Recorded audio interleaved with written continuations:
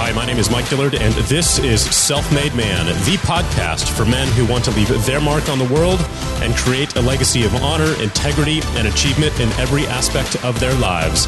I'm glad you're here, and once again, it is time to forge your destiny. Being a solo entrepreneur for the past 10 years has been a blessing and a curse. You know, on one hand, you and I have the ability to run a 7 or 8 figure business from our favorite coffee shop.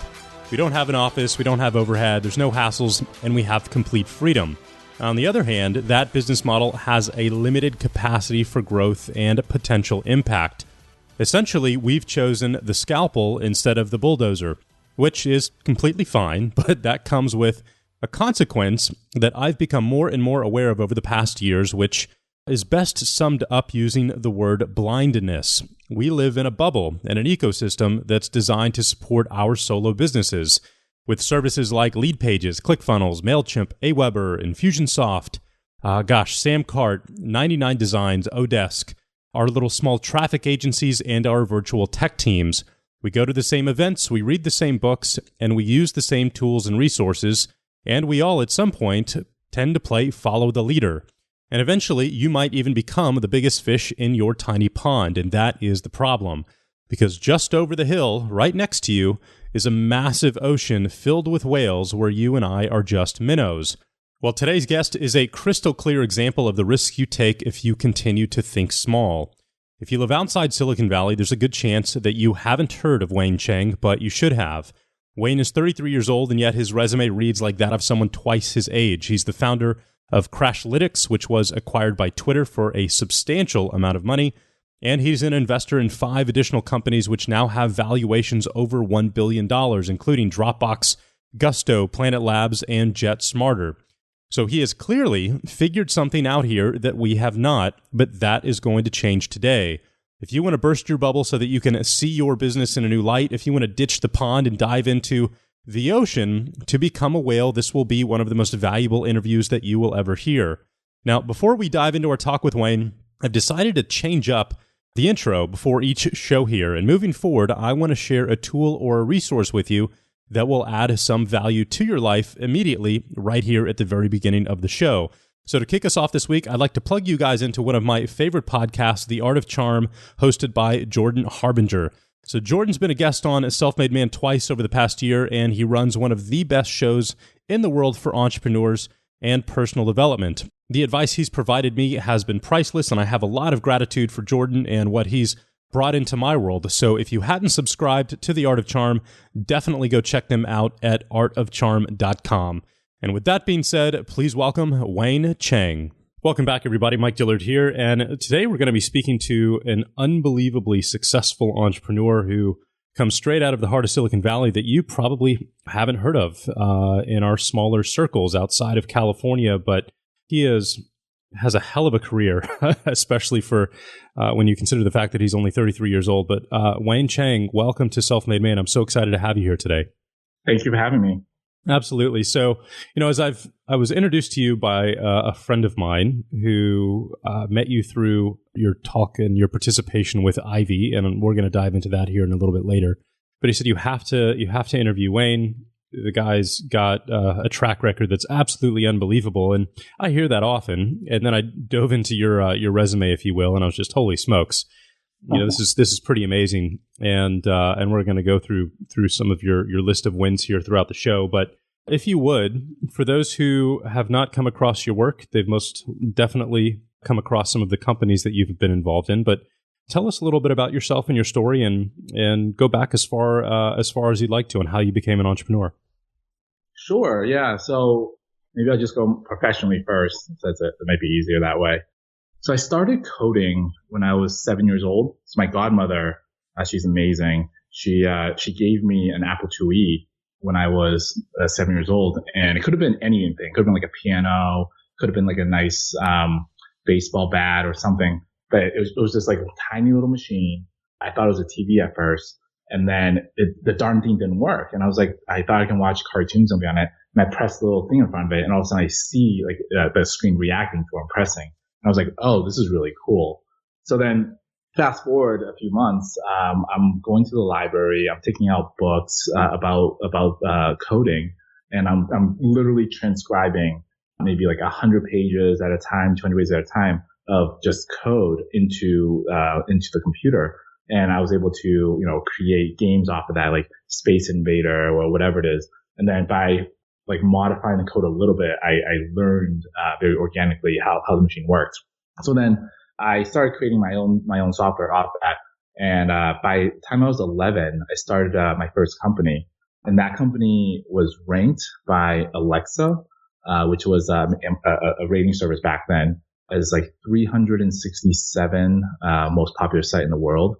And at that time, it beat out Craigslist, Gap, Gap.com, Walmart, etc. And then shortly after that, maybe a year and a half after that, another company acquired my company. So right by 13. So this is before the term startups even existed at all. So I was like, oh, this is really cool. For me, it's all about like, how do I build things that reach and impact a lot of people? And so after that, I was fortunate enough to be part of like some crazy project. So I was part of the first Napster back in 1999, 2000, the Sean Fanning, Sean Parker Napster, not the Roxio Napster that, like the Best Buy Napster now. And so back then I was able to see how a startup, tiny little startup, got total mind share, disrupted entire industry, the music industry, with zero marketing spend. And so that was hugely fascinating for me. I think I was like 14, 15 at the time. And then after that, in college, I started another company very similar to Napster, but instead of just sharing music files, you could share all kinds of files, movies, other, whatever it is that you want on there across college campuses. So in certain universities, they have a private internet line called Internet 2, which connected, Harvard and MIT or Harvard and Stanford. And it doesn't go through the normal internet. It goes through this very, very high speed internet line.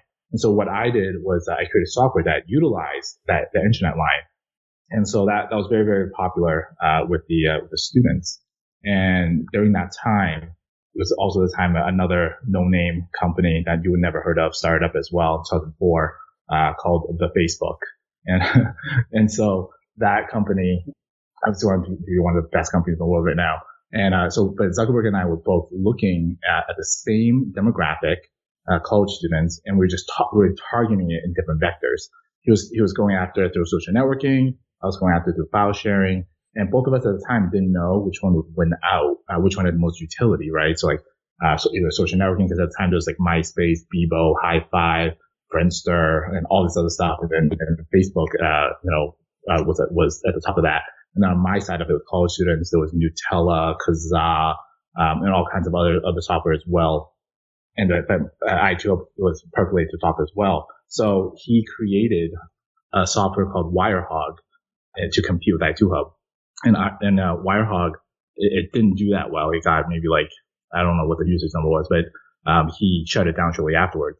So with me, I was like, okay, well, I also want to make sure that that software, that social networking was also available to the students on i2Hub. So I partnered up with the Winklevoss brothers into a venture called the Winklevoss Chang Group. And then together, we competed with Facebook. This is in the 2004, 2005 timeline. And then, this was, the lawsuits were filed back and forth.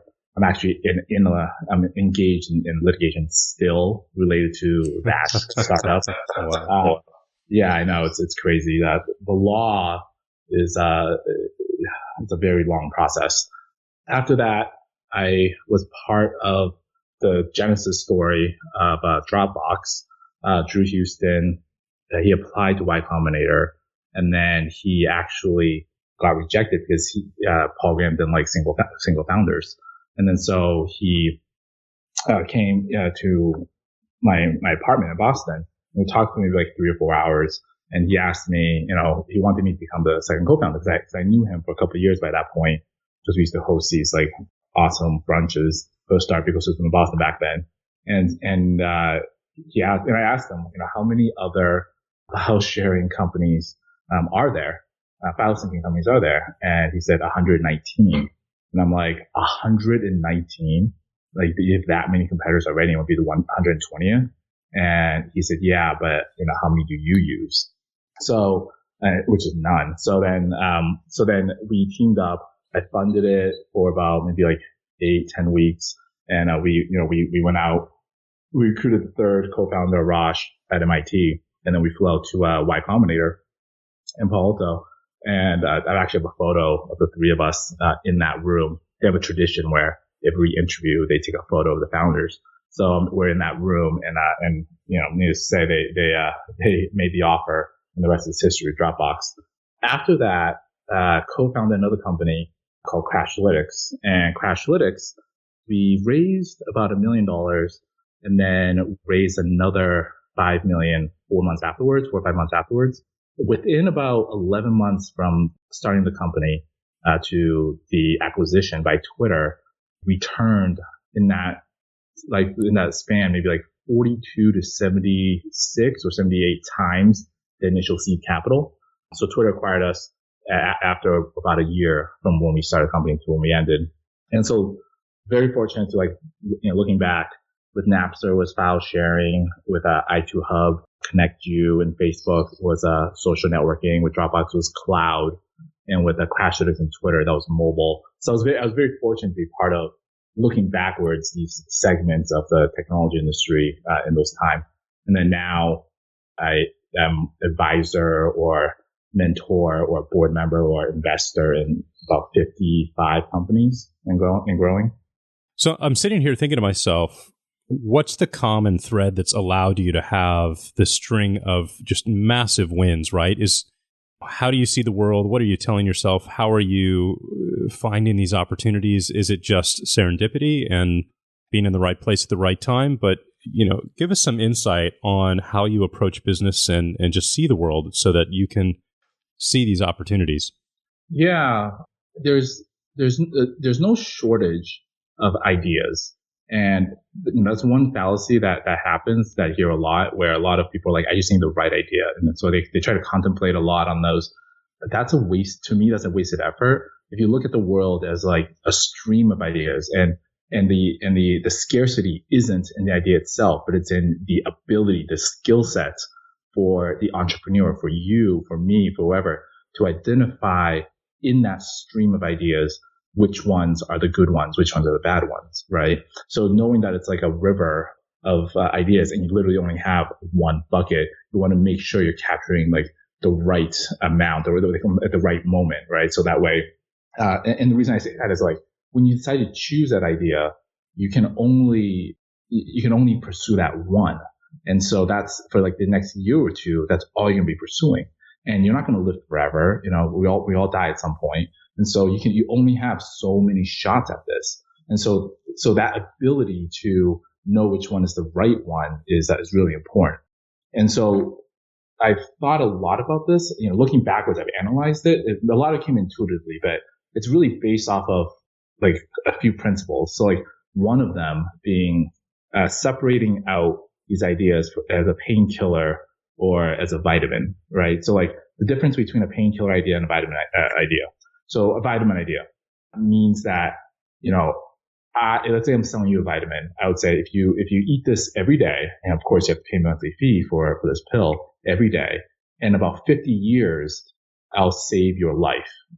I'll prolong it by a little more. And you will naturally say, okay, well, show me the proof. Why should I pay you monthly for 50 years? And then I would say, well, look at all these testimonials, look at this video, look at all. I have to start creating marketing collateral. We go into a long sales cycle where I'm trying to convince you to have this vitamin. And a lot of companies are built this way. They have huge sales forces. They have all these marketing collateral. They're basically trying to convince you to take these vitamins, right? To like have these vitamin ideas where you require long sales cycles, lots of collateral, lots of sales.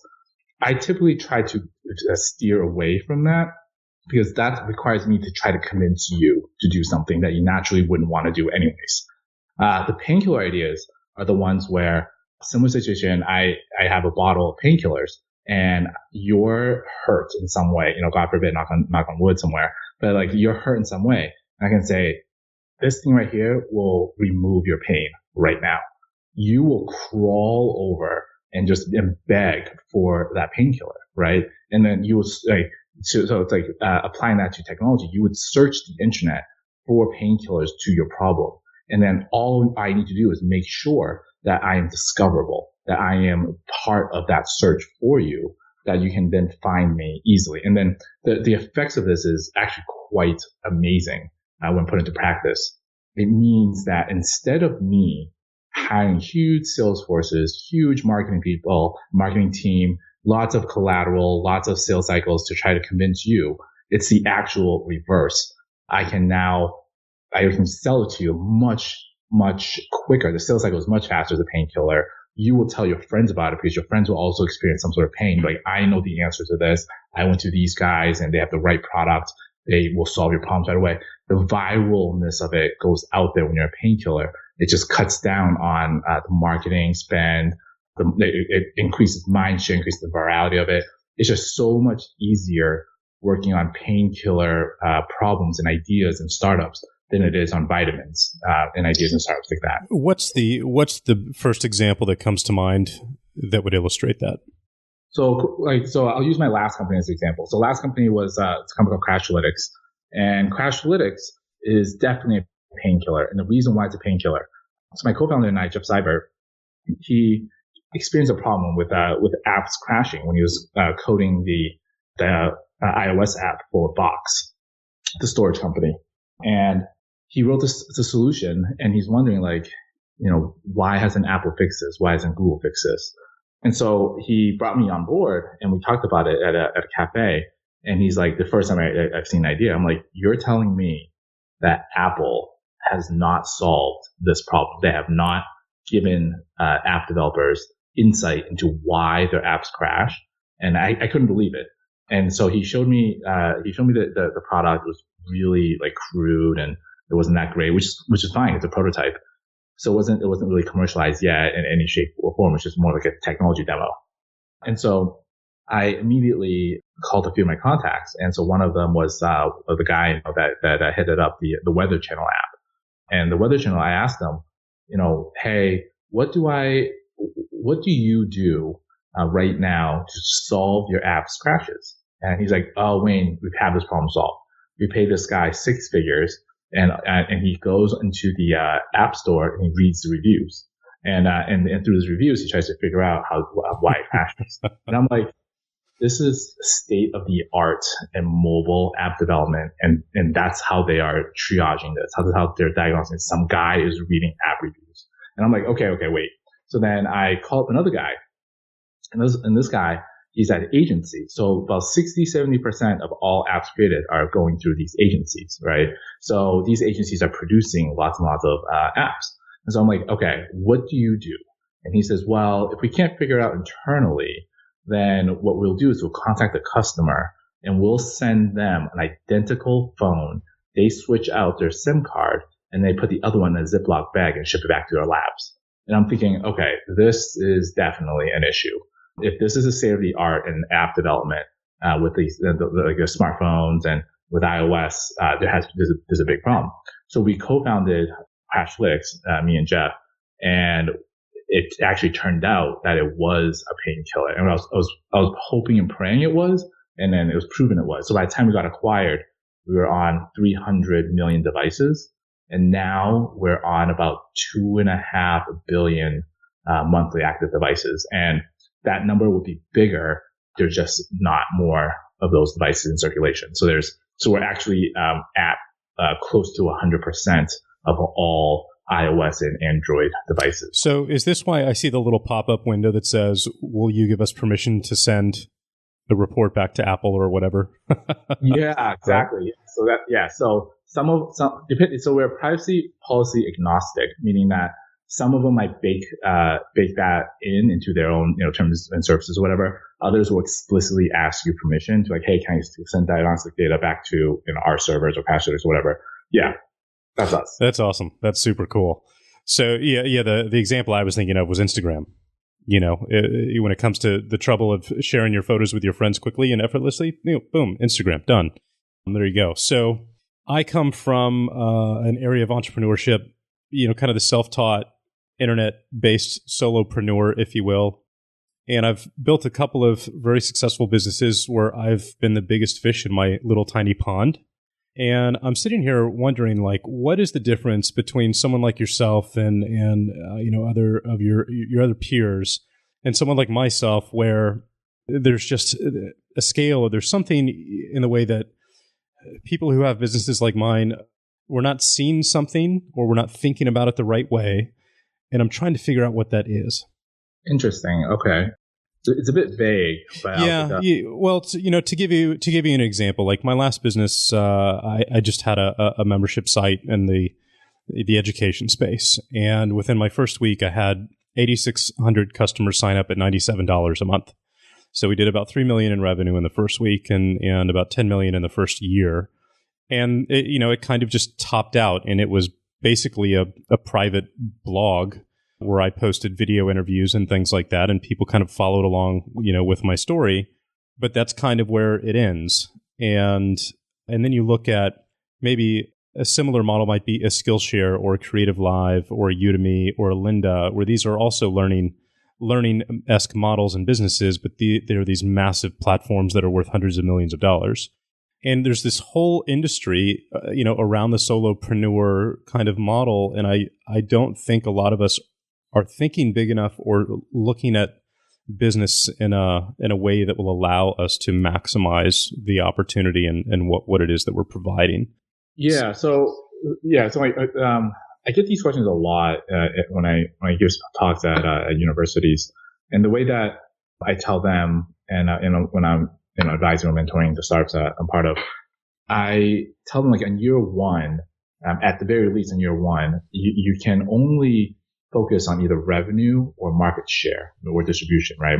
Revenue or distribution. And you typically, if you want to go for huge valuations and huge just market share, you want to remove as much friction as possible, unless you're optimizing completely for revenue. But what you're giving up is the ability to reach lots and lots of people, right? So like it's that great saying where it's like, the hunter that chases two rabbits catches none. And so for me, I knew that we could charge Crashlytics, or in any of the other startups. I knew we could charge for money right away, but I didn't really want that initially. What I wanted to do is that I wanted to touch as many people as possible through these products. And so I made it so that Crashlytics was, free or free during beta, whatever it was, messaging was. So that way, it removed all friction, and pricing and revenue was more of a secondary thing. That allowed us to then be on so many different apps, be on so many different devices, and we were valued for the strategic value of us being in all these different devices, all these different apps.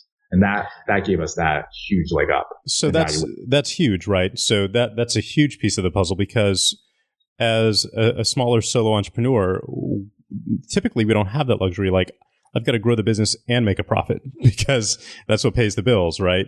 Yeah. And yes. And then that's a great point. The other, the counter to that would be, imagine a triangle, and then on the three vertices, you have cost, speed, and quality, and you have to pick two. And so generally, great companies generally want to pick speed and quality. So that way, like, they're focusing on speed and quality, which means obviously that there's a cost component to it, which means you have to have enough firepower, enough ammo to be able to just focus on speed and quality, which means you should probably, if you don't have it, you should probably try to raise that capital. So we did that, right? So we raised enough capital where we don't have to worry about the cost. We can get, the best developers, the best designers, the best whatever it is that we needed, the best servers that we needed. So that way we can, and that way we can iterate really fast and deliver this to the customer. So like an example would be, so sitting on the VC side or the angel side, I would rather write $1 million check to an entrepreneur, and then the very next day he comes to me and he's like, Wayne, I'm sorry, but I spent that $1 million. However, we're number one in the App Store. We have 100 million users, and I'd be like, let me write you another check. Right? Versus the opposite, where I write the $1 million check, and then 7 years later, the entrepreneur comes back and is like, Wayne, good news. I made $1 million last 7 years. Bad news, we're defunct and bankrupt now, right? So it's like, so to answer your question, solopreneur and worrying about costs and bills, whatever. If you want a big impact, you have to have the ammo to do that. You have to raise enough that you don't even worry about the cost, and then you can just focus on the vision, focus on getting the quality as fast as possible and make the biggest crater you can in the fastest time possible.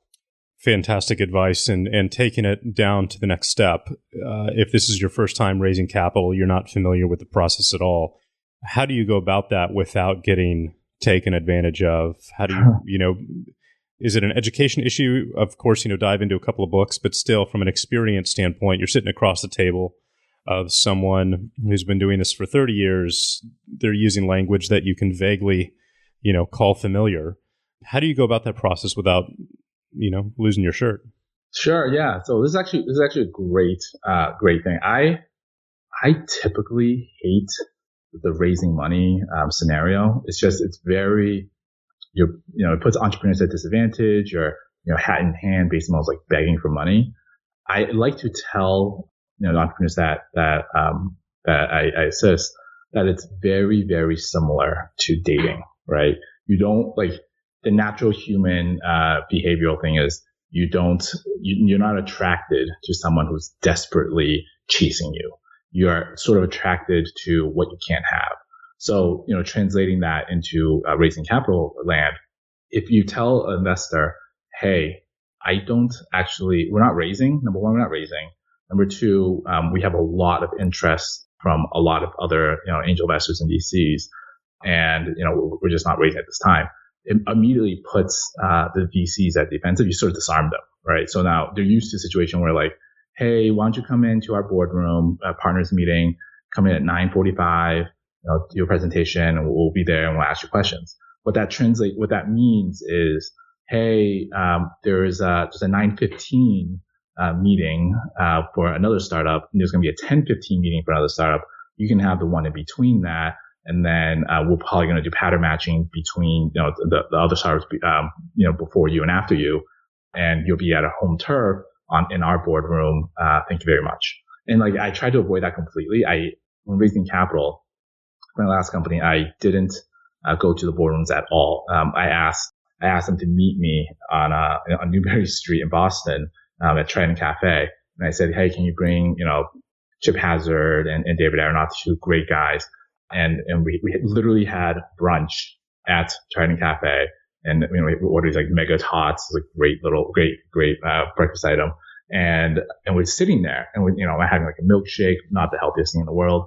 And they're having scrambled eggs, mega tots, and we're just talking as people. And it's, I don't feel like I'm a slideshow in their boardroom, and they don't feel like I'm just some random guy just begging for money. We're literally there just talking. And then at the end of that, they basically signaled that they were pretty much committed in the end. So raising capital, definitely want to form the relationship.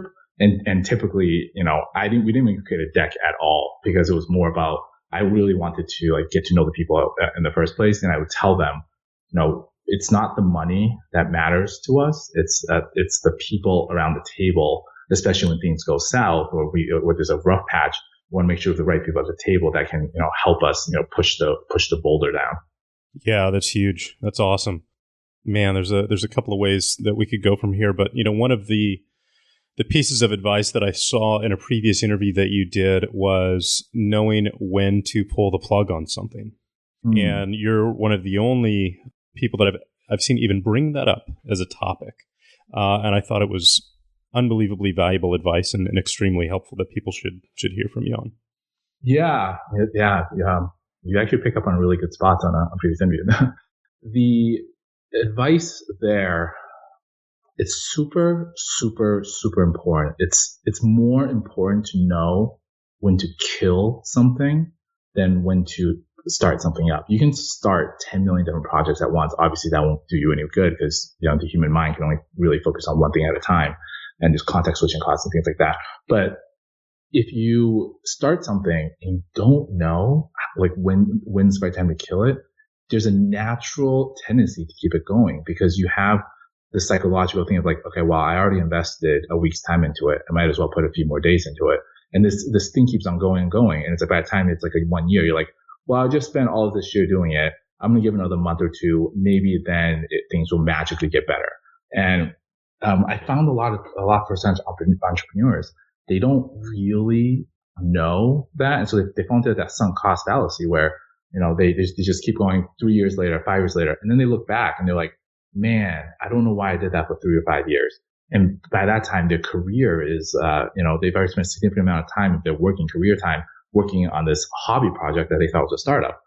So an example of mine is that when Google announced their smart TV initiative, that's about the same time the iPad came out. And I was like, okay, this is great. Two huge companies, they're definitely putting behind two huge technologies, TV and iPad. And I'm looking, and I happened to look at my living room table back then in Boston, and there was like remote controls everywhere. So I was like, you know what? I'm going to spend some time building a universal remote for the iPad. And, back then iPad was brand new. The idea of things like that was still pretty novel, still pretty new. So I spent a month, night and day, coding it myself. And I found a designer, built this gorgeous interface, and I released it into the wild. And maybe like 10,000 people downloaded it when it's been like 3 or 4 or 5 days. And I killed the project immediately, even though I had sunk so much time into it.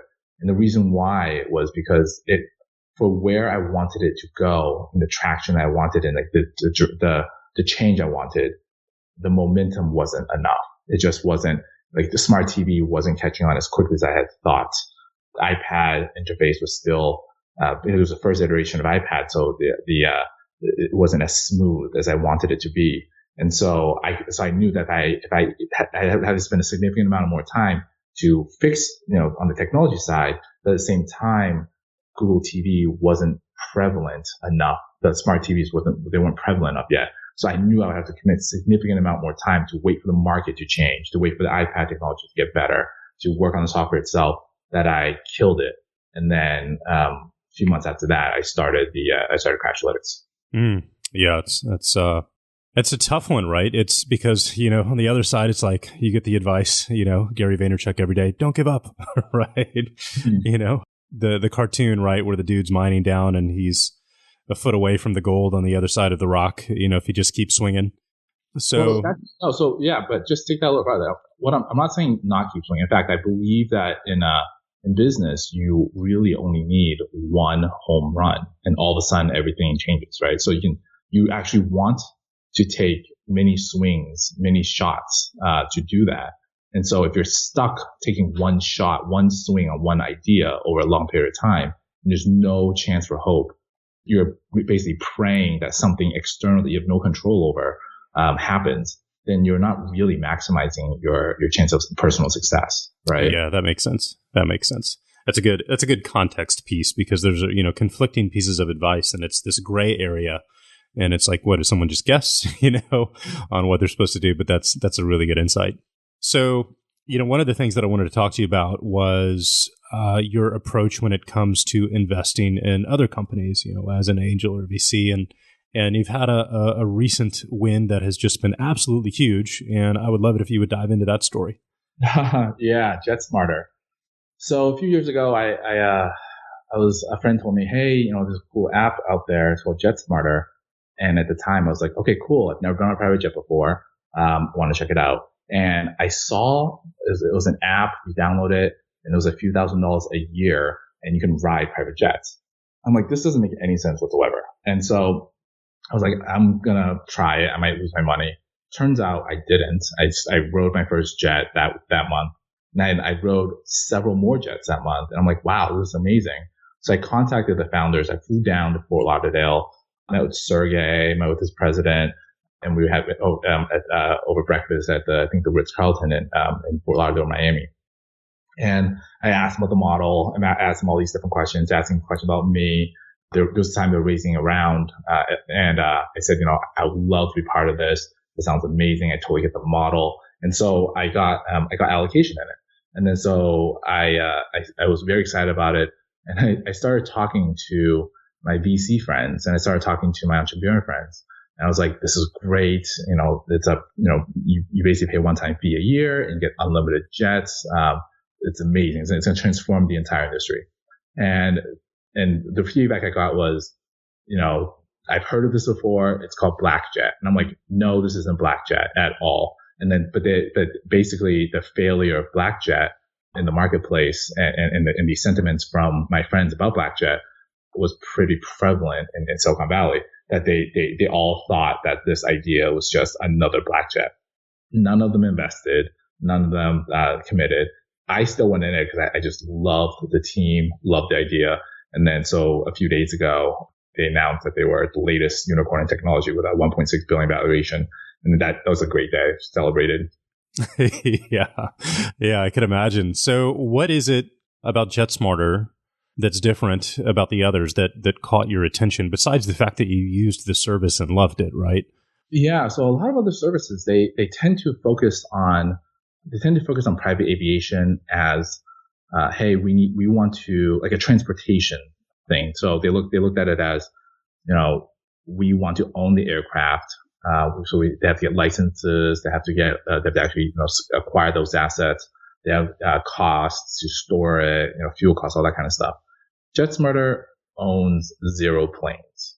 Their asset is in their relationships with companies that actually do own and operate the planes. And that changes everything, right? You no longer have these heavy overhead costs of, plane management, plane storage, training the pilots, the salaries of the pilots. Those can be distributed out to these partner aircrafts and partners in general. So one of the partners that JetSmart has is the Delta private jets, and and JetSmart has the exclusive access to that inventory.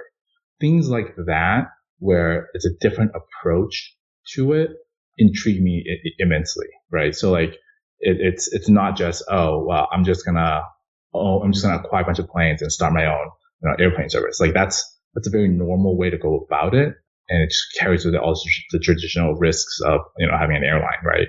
With JetSmarter, it's completely different, where they actually try to not own any of those planes, and they try to just make sure that they deliver even better service than even if you do own your own plane, or if they own their own planes. And so they're able to do that repeatedly, which is why they keep on growing, and like the membership, they just love it. I mean, if you pay $10,000 or whatever it is, the membership fee now per year for unlimited jets, wouldn't you want to sign up? Well, it's funny. I found out about the service about a year ago, and I reached out and I was like, dude, I want to become a member. And they don't have service in Austin yet, but I'm waiting. So yeah, so I think it's super exciting. I'll be the first to sign up. I think it just hasn't hit our market yet. But yeah, it's brilliant. It's unbelievably low overhead, and I just see it kind of as a matchmaking service where it's like, hey, we're really good at going out and acquiring customers, and we need to match them up with, unused jet inventory that the actual plane owners would love to get paid for. And there you go, right? Yeah. So, I mean, to me, that was a clear painkiller.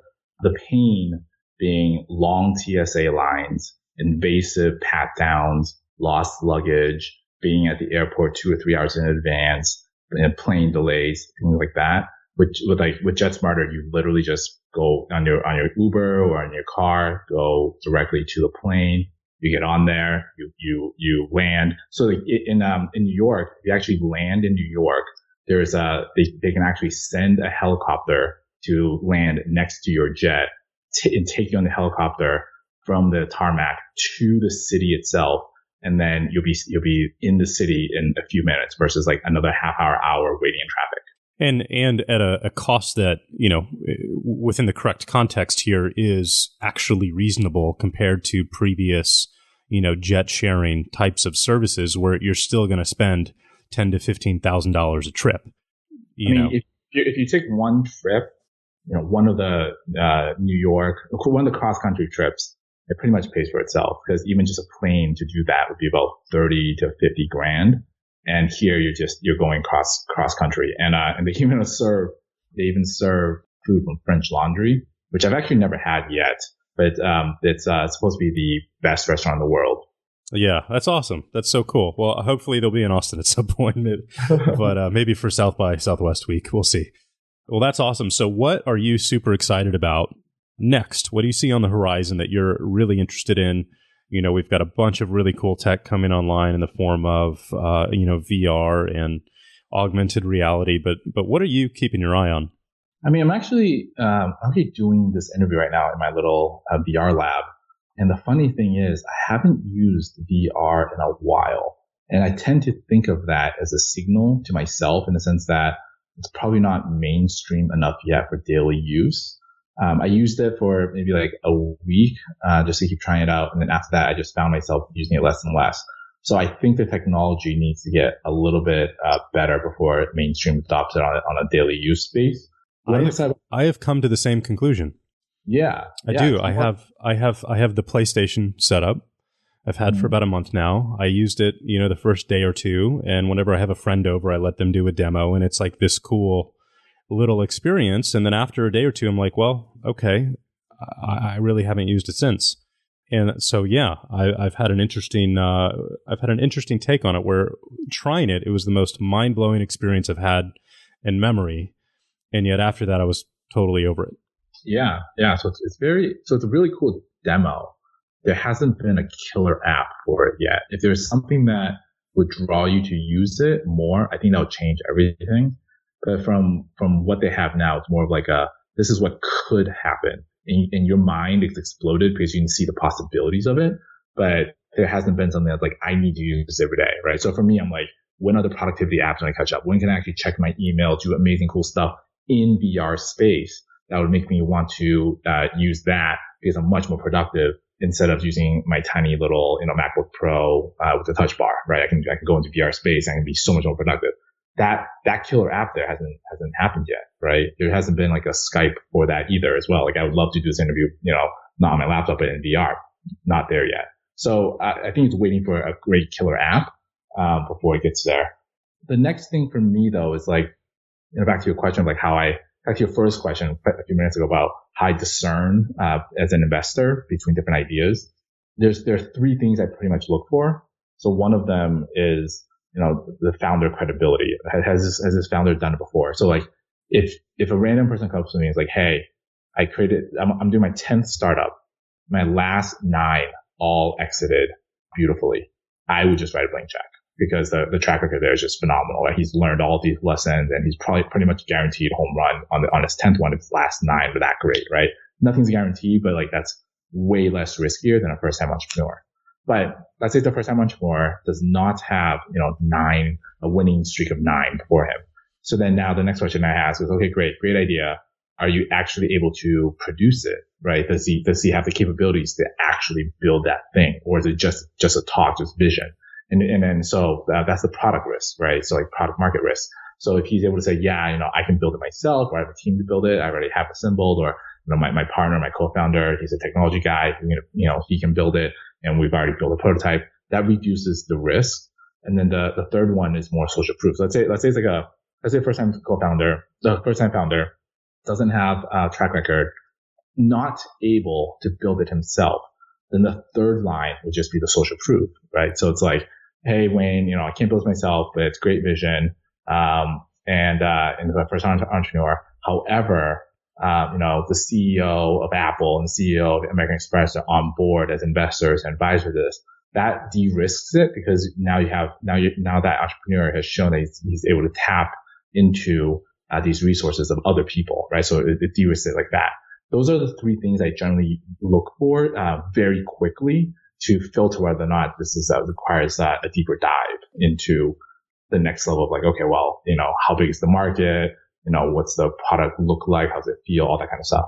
Do you have a standard, allocation that you make when you make an investment that's just kind of like you're by the book, whether it's 25 grand or 250 or whatever it may be, or does it vary from deal to deal? It varies from deal to deal.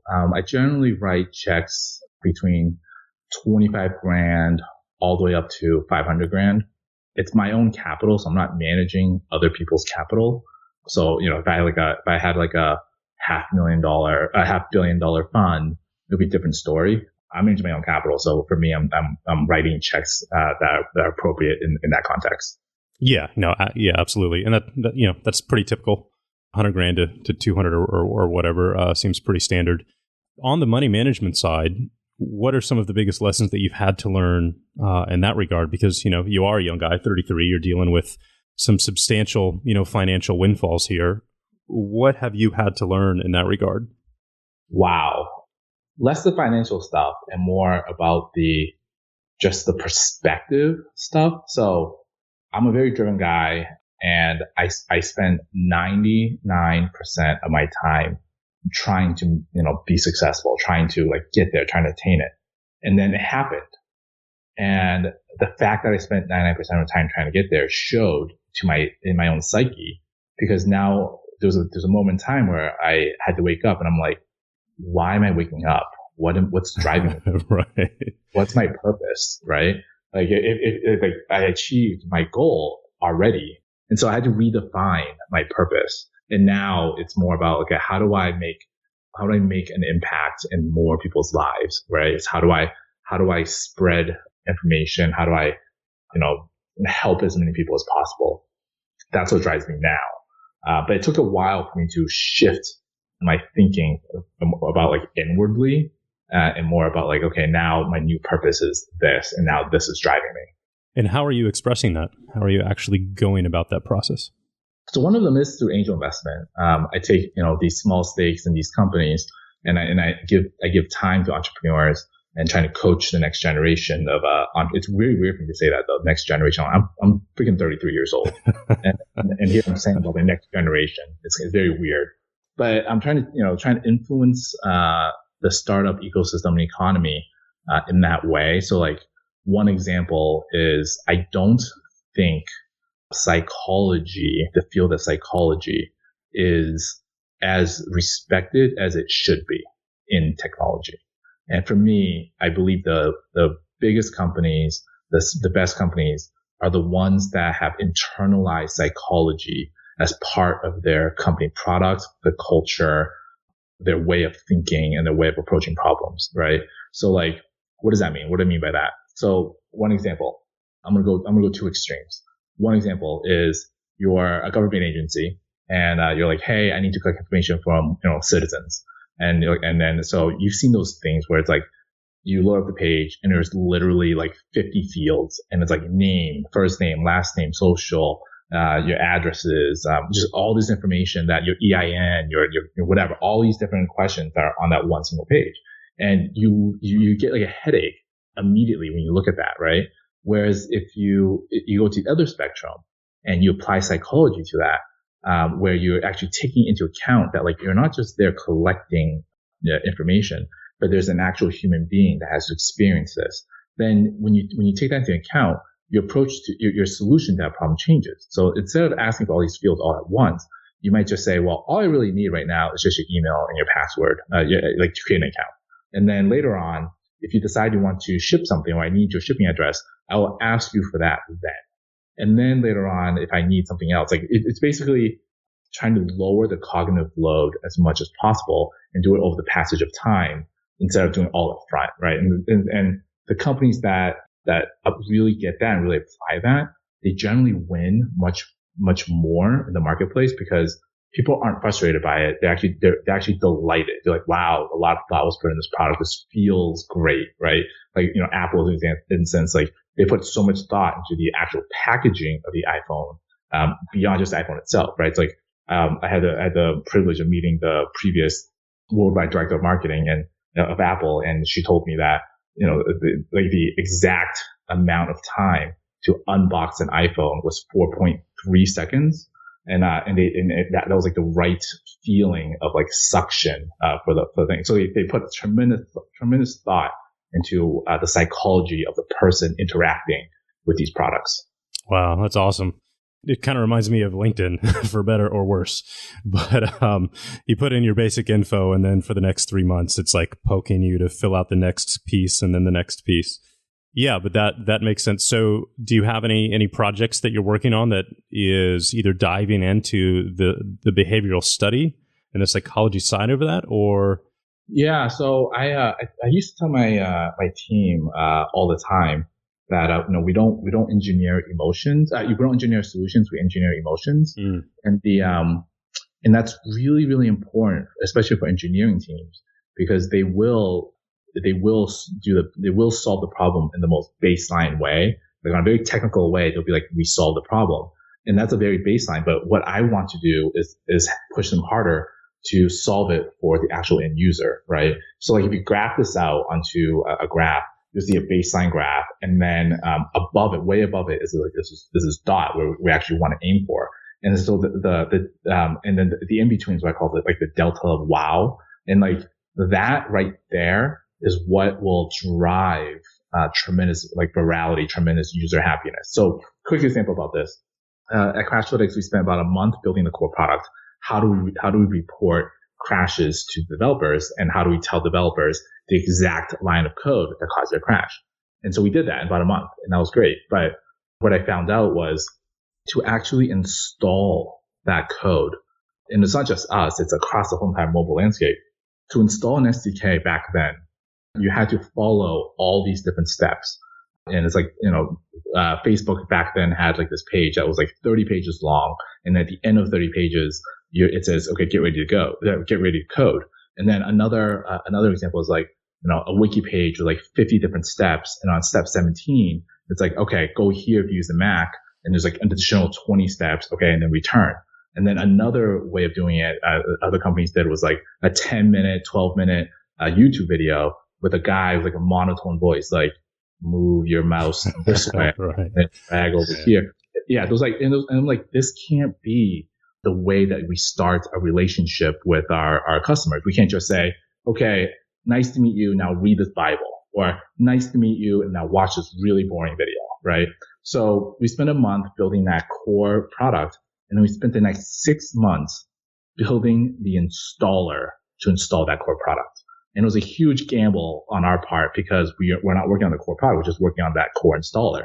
And it turns out that was the right move because it was so different than any other company's approach to it. So we modeled it after, consumer behavior. We modeled after just drag and drop. And it's like literally there's like an icon that on the screen that jiggled. You drag that into your project, and the software like worked like magic. It sounds very simple from like a consumer perspective because we're all trained to do that. But from a developer perspective, like all these developers, they love to mess with the machine. And so all these different machines, all these different configurations, we had to figure all that stuff out, which took so much time. And we did do that, and it worked well. The result of that was tweets were flying out, and the tweets would say something like, wow, the Crashlytics experience is out of this world. Everybody can, take the ball and go home now, and things like that. And just like the virality of it just kept going and going and going because we were delivering on way beyond expectation. We weren't just saying, here's a tome, here's a video, like, go through that to install it. We were like, we made it so simple for you that like we've now set a new standard. Wow, that's awesome. That is awesome. Super cool lesson there. Well, Wayne, this has been definitely one of my favorite interviews. Just so many words of wisdom throughout your experiences. Thank you so much. Where can people go to connect with you and follow you in your work and get involved? Yeah, my website is waynechang.com, and I'm on Instagram and Twitter at Wayne. Oh, nice. Or did you get that from the early days, or did you somehow snag that later? I've been sworn to secrecy. Ah, nice. That's awesome. Well, this has been fantastic. Thank you so much for your time. I really do appreciate it. And if there's anything that we can do for you as a community, please let me know. And thank you all so much for listening. If you have any comments for Wayne, any compliments or thank yous that you would like to share with him, obviously go to the blog and leave it in the comments for him, or hit him up on Twitter. And thank you so much, Wayne. I really do appreciate it. Thank you, Mike.